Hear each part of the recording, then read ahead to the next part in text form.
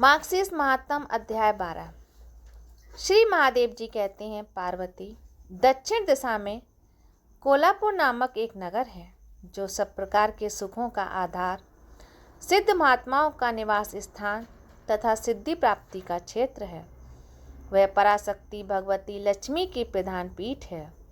संपूर्ण देवता उसका सेवन करते हैं। वह पुराण तीर्थ, भोग और मोक्ष प्रदान करने वाला है। वहाँ करोड़ों तीर्थ और शिवलिंग हैं। रुद्र गया भी वहाँ है। वह विशाल नगर लोगों में बहुत विख्यात है।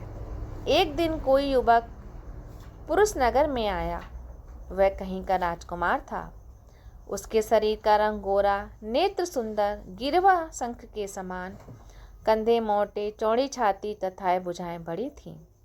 नगर में प्रवेश करके सब और महलों की शोभा निहारता हुआ वह देवेश्वरी महालक्ष्मी के दर्शन के लिए मणिकंठ तीर्थ में गया और वहां स्नान करके उसने पितरों का तर्पण किया। फिर महामाया महालक्ष्मी जी को प्रणाम करके भक्तिपूर्वक उनका स्तुति पूजा आरंभ किया। राजकुमार बोला, जिसके हृदय में असीम दया भरी हुई है, जो समस्त कामनाओं को देती अपने कटाक्ष मात्र से सारे जगत की रचना, पालन और संहार करती है, उस जगन माता महालक्ष्मी की जय हो। कमले योगी जन तुम्हारे चरण कमलों का चिंतन करते रहते हैं। कमलालय, तुम अपनी वास्तविक सत्ता से ही हमारे समस्त इंद्रिय गोचर विषयों को जानती हो। तुम ही कल्पनाओं के समूह को तथा उसका संकल्प करने वाले मन को उत्पन्न करती हो। इच्छा शक्ति, ज्ञान शक्ति और क्रियाशील ये सब तुम्हारे ही रूप हैं। देवी, तुम्हारी महिमा का वर्णन करने में कौन समर्थ हो सकता है। मैं तुम्हें नमस्कार करता हूँ। देवी, तुम जगत की रक्षा के लिए अनेक रूप धारण किया करती हो। तुम भक्तों का मनोरथ पूर्ण करने के लिए कल्पता के समान हो। मुझ पर प्रसन्न हो जाओ। राजकुमार, मैं देवी इस प्रकार की स्तुति करने पर महालक्ष्मी अपना साक्षात स्वरूप धारण करके बोली, राजकुमार, मैं तुमसे प्रसन्न हूँ, तुम कोई उत्तर वर मांगो।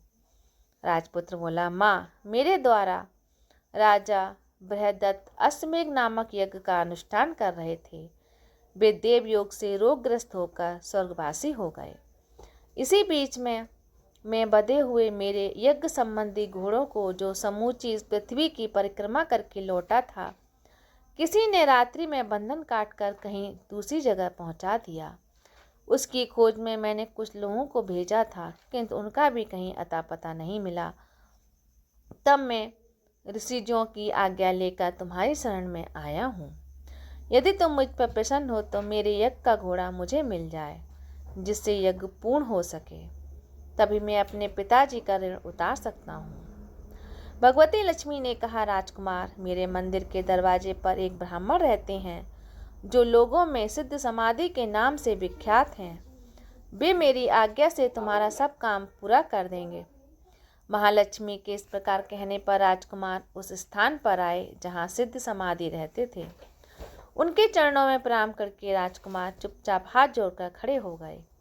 तब ब्राह्मण ने कहा, तुम्हें माता जी ने यहाँ भेजा है। अच्छा देखो, अब मैं तुम्हारा सारा अभिष्ट कार्य सिद्ध करता हूँ। राजकुमार ने देखा, उस समय सब देवता हाथ जोड़कर थर-थर कांपते हुए वहां उपस्थित हो गए।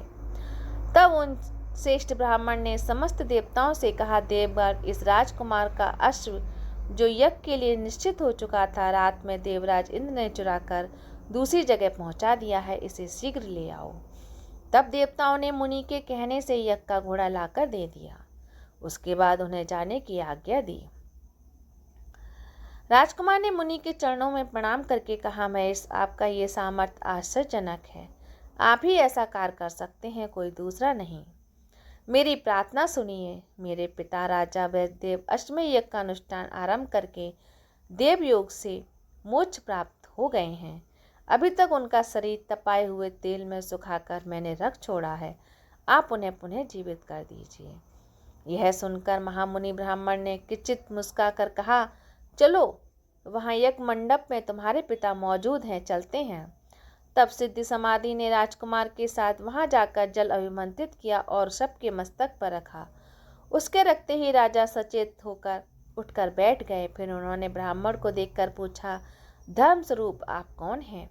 तब राजकुमार ने महाराज से पहले का सारा हाल कह सुनाया। राजा ने अपने को पुनः जीवन दान देने वाले ब्राह्मण को नमस्कार करके पूछा, ब्राह्मण, किस पुण्य से आपको ये अलौकिक शक्ति प्राप्त हुई है? उनके यूं कहने पर ब्राह्मण ने मधुर वाणी में कहा, राजन, मैं प्रतिदिन आलस्य रहित होकर गीता के 12वें अध्याय का जप करता हूँ। उसी से मुझे ये शक्ति मिली है जिससे तुम्हें जीवन प्राप्त हुआ है।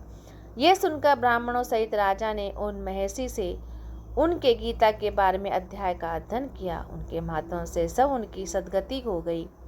दूसरे जीव भी उसके पाठ से परम मोक्ष को प्राप्त हो चुके थे। राधे राधे।